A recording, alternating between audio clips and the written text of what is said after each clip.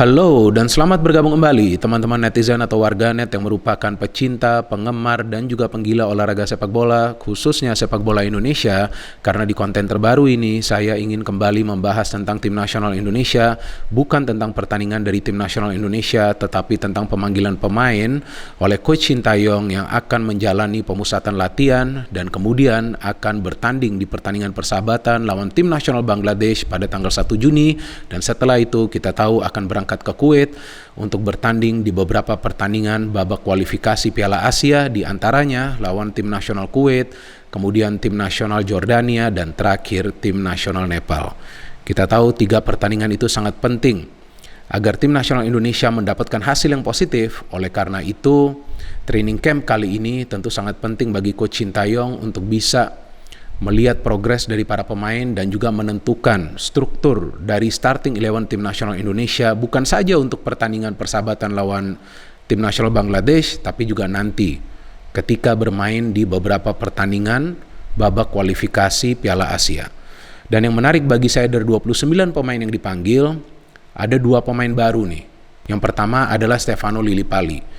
Karena kita tahu bahwa terakhir kali Stefano Lillipali itu membela tim nasional Indonesia adalah pada saat tim nasional Indonesia masih dilatih oleh Coach Simon McManamy. Sudah cukup lama. Dan pemain lainnya adalah Dimas Drajat, yang memang banyak netizen yang mendesak agar Coach Sintayong juga memberikan kesempatan kepada Dimas Drajat.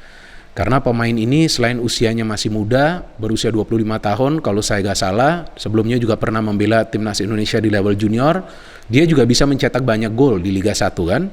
Selain Samsul Arif yang mencetak 11 gol, ya Dimas Drajat, pemain lainnya, striker lokal lainnya yang produktif, yang bisa mencetak 11 gol atau belasan gol dalam satu musim kompetisi.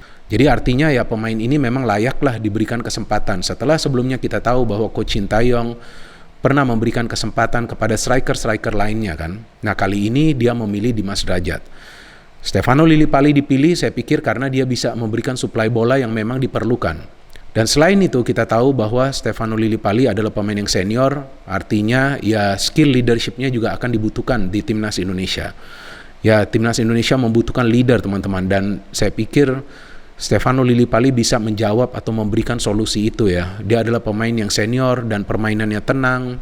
Dia bisa memberikan suplai bola, dia bisa mengatur tempo permainan. Ya di Bali United dia memang tidak banyak mencetak gol, tapi dalam urusan mengatur organisasi permainan, dalam urusan build up attack, dalam urusan memberikan umpan-umpan yang terukur, ya itulah tugasnya dari Stefano Lillipali.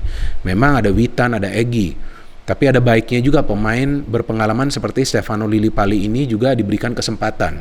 Apalagi lawannya adalah negara-negara dari Timur Tengah kan, seperti Jordania, seperti Kuwait. Ya lawan 2 tim asal Timur Tengah ini, ya pemain-pemain kita harus pintar, harus cerdas, harus bisa memanfaatkan seminim ruang gerak untuk bisa membangun serangan dan tentunya memberikan umpan-umpan yang akurat ke lini depan. Karena untuk bisa mengatasi pressure dari para pemain asal Timur Tengah ini diperlukan kecepatan dan juga diperlukan kecerdasan. Jadi kecepatan itu untuk mencari ruang terbuka, kecerdasan untuk membagi bola pada timing yang tepat. Itu sangat penting karena kalau kita mau main bola-bola atas ya sulit juga. Sebab postur tubuh mereka ya tinggi besar, kan seperti itu mereka. Jadi agak berat juga. Ya kalau lawan timnas Nepal mungkin beda situasinya. Tapi ketika lawan Kuwait, apalagi tuan rumah tuh, pertandingan pertama itu berat banget tuh lawan tuan rumah. Kemudian lawan Jordania. Nah kuncinya sebetulnya berada di pertandingan pertama lawan Kuwait. Gak boleh kalah tim nasional Indonesia kalau mau lolos dari grup ini. Kalau bisa mendapatkan 1 poin, nah saya pikir peluangnya lebih besar untuk lolos dari grup. Tapi kan untuk itu perlu persiapan yang matang. Dan kabar baiknya lagi bahwa baru saja nih saya baca nih, baru sejam yang lalu, bahwa Elkan Baggett dan juga Jordi Amat juga sudah tiba di Jakarta. Kita tahu Jordi Amat sebelumnya memang berada di Jakarta, tapi kemudian dia pulang ke Spanyol. Dan sekarang saya baca beritanya dia sudah kembali tiba di Jakarta. Plus Elkan Baggett yang juga sudah kembali tiba di Jakarta. Artinya ya 2 pemain ini akan mengikuti latihan bersama para rekan yang lain di tim nasional Indonesia. Bahwasannya proses naturalisasi dari Jordi Amat ini belum selesai, ya paling tidak dengan mengikuti latihan dia bisa mulai mengenal rekan-rekan yang lain di tim nasional. Sesuai dengan apa yang saya jelaskan di konten sebelumnya, bahwa ya ini sangat penting juga bagi pemain-pemain keturunan yang sedang menjalani proses naturalisasi agar mereka mulai mengenal karakter permainan dari rekan-rekan yang lain yang berada di timnas, agar mereka mulai paham seperti apa sih konsep permainan dari Coach Shin Tae-yong, dan itu bisa mereka pahami dengan menjalani latihan. Karena di latihan ini kan bukan saja praktek, tapi tentu akan ada teorinya, akan ada game plan yang dijelaskan oleh Coach Shin Tae-yong. Maka itu penting juga Jordi Amat hadir, dan Sandy Walsh memang tetap berada di Jakarta, ya artinya kemungkinan dia juga akan hadir di sesi latihan kan.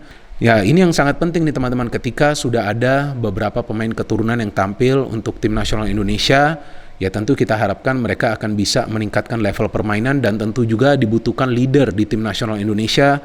Selain Jordi Amat dan juga Sandy Walsh, ya saya pikir Stefano Lillipali juga adalah sosok yang penting. Saya harapkan Lillipali bisa cepat beradaptasi dengan skema atau konsep permainan dari Coach Shin Tae-yong, agar dia juga bisa membantu proses serangan yang biasa dibangun oleh para pemain dari timnas Indonesia, agar tidak terburu-buru dalam melepaskan umpan. Itu yang selalu menjadi persoalan, itu yang sering membuat kita gregetan kan pada saat nonton pertandingan-pertandingan dari timnas Indonesia, teman-teman. Kenapa sih terlalu terburu-buru memberikan umpan? Ya karena memang belum tenang, jadi agak khawatir. Ya kalau sudah tenang, nah maka tentu mereka akan lebih nyaman dalam upaya menahan bola lebih lama, kemudian berpikir secara jernih sebelum mereka melepaskan umpan. Jadi para pemain dari tim lawan itu akan sulit lah untuk bisa memutus aliran serangan dari para pemain tim nasional Indonesia. Dan saya juga berharap bahwa Dimas Drajat ya bisa memberikan yang terbaik untuk timnas Indonesia, karena ya kita krisis striker. Memang timnas masih bisa mencetak gol dari pemain-pemain lain. Tapi poinnya punya striker itu kan bukan saja dalam urusan mencetak gol, tapi dia juga perlu membuka ruang, dan itu dilakukan oleh Dimas Drajat dengan sangat baik di level klub. That's why selain juga dia mencetak 11 gol, dia bisa memberikan beberapa assist. That's why dia punya fisik yang kuat, karena dia juga bisa duel-duel di udara dengan pemain-pemain lainnya, dan itu sangat dibutuhkan ketika kita lawan tim nasional asal daerah atau kawasan Timur Tengah. Itu yang sangat penting, kuncinya itu sebenarnya di pertandingan pertama teman-teman bagi timnas Indonesia. Ya maka itu nanti pertandingan persahabatan lawan timnas Bangladesh, saya harapkanlah jika pemain keturunan ini sudah mendapatkan kartu tanda penduduk mereka, ya artinya kan mereka sudah warga negara Indonesia, ya semoga saja mereka bisa main beberapa menit kan, kemudian mereka bermain di pertandingan kualifikasi Piala Asia, meskipun belum ada yang pasti. Kita belum tahu kepastiannya apakah mereka akan bisa membela timnas Indonesia atau tidak di pertandingan-pertandingan kualifikasi Piala Asia. Tapi dengan mereka hadir di sesi latihan, ya logisnya saya berpikir ya seharusnya sih tinggal menunggu beberapa hari lagi sih sebelum mereka disumpah menjadi WNI. Ya itu yang saya harapkan sih. Dan menurut saya ya lagi-lagi saya tegaskan, gak ada salahnya para pemain keturunan ini juga dipanggil membela tim nasional Indonesia, dan mereka juga menjalani proses naturalisasi agar menjadi WNI, ya karena mereka punya hak untuk membela tim nasional Indonesia, mereka punya keinginan untuk membela tim nasional Indonesia, dan sesuai kebutuhan dari tim nasional Indonesia. Jadi poinnya bukan untuk menaturalisasi timnas Indonesia, bukan berarti nanti pemain seperti Asnawi, Pratama Arhan, atau Ricky Kambuaya, ya atau Egy atau Witan nanti perlahan-lahan akan digeser oleh pemain-pemain keturunan lainnya. Saya pikir bukan seperti itu planningnya. Tapi planningnya mencari pemain keturunan yang punya keinginan untuk membela tim nasional Indonesia di area yang merupakan kelemahan dari tim nasional Indonesia. Ya kita tahu kelemahannya itu berada di sektor defense. Apalagi ketika terjadi situasi set piece, ya kan, dari corner ataupun dari free kick. Apalagi kita punya target atau punya wacana atau rencana untuk naik level, untuk bisa bermain di level Asia. Ya tentu kita butuhlah pemain-pemain keturunan ini, dan mereka juga punya keinginan dan semangat untuk membela tim nasional Indonesia, and tentu mereka bisa membagi ilmu kepada pemain-pemain muda yang mayoritas merupakan bagian dari tim nasional Indonesia. So Coach Shin Tae-yong perlu membangun fondasi dan juga tentunya menentukan struktur dari timnas Indonesia agar dia tidak perlu banyak melakukan eksperimen seperti yang dia lakukan sebelumnya di SEA Games dan juga di Piala AFF. Nah, yang saya harapkan bahwa dengan menjalani pemusatan latihan ini, kemudian bermain lawan tim nasional Bangladesh, sudah ada struktur atau kerangka dari tim nasional yang nanti akan dia gunakan untuk bermain di pertandingan-pertandingan kualifikasi Piala Asia yang menurut saya itu sangat amat penting, dan itu next target dari kita yaitu untuk lolos ke Piala Asia karena kita sudah lama tidak bermain di level Asia, teman-teman. Terakhir kali itu pada tahun 2007 ketika timnas Indonesia menjadi tuan rumah, ya kita tidak lolos dari fase grup pada saat itu, tapi permainan kita bagus ketika itu. Lawan Bahrain, lawan Saudi, kemudian kita lawan Korea. Bagus sekali permainan kita. Ya sekarang kita harapkan bisa lolos ke Piala Asia. Ya, jadi kita tunggu saja bagaimana nanti pertandingan persahabatan lawan Bangladesh. Tentu nanti di sana saya harapkan ya kita bisa melihatlah seperti apa nanti pola permainan dari timnas yang akan dipakai oleh Coach Sintayong untuk nanti mereka bertanding di pertandingan yang lebih penting lagi, yakni di babak kualifikasi Piala Asia.